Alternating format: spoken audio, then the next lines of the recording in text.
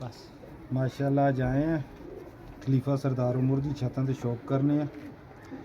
ये सुपरवाइजर कबूतर जोड़ा साड़ा उड़ता रहा उसके बच्चों का शौक किया।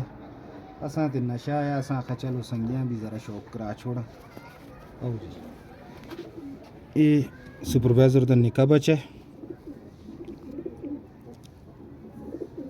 शौक करो।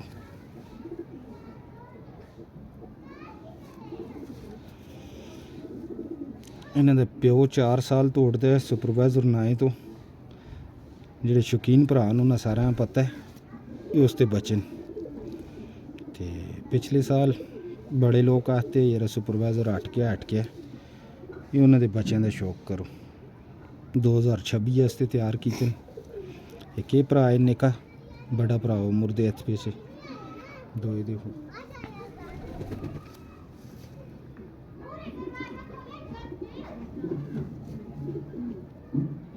माशाल्लाह जी बड़ा भरा बिल्कुल प्यू दी टू कापी है।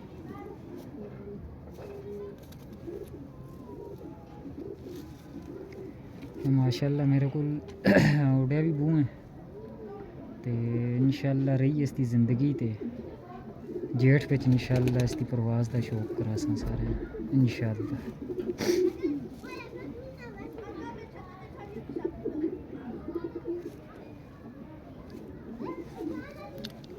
दुआ भरावां सामने कर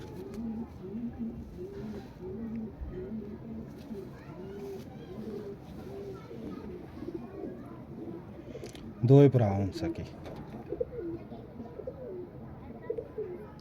प्यो इन्हों तो दुई छत पे पे अफजल अली छत पे और प्यू का भी शौक करावा नहीं तो किसी टाइम उसका भी शौक करवा छोड़ सा भरावां।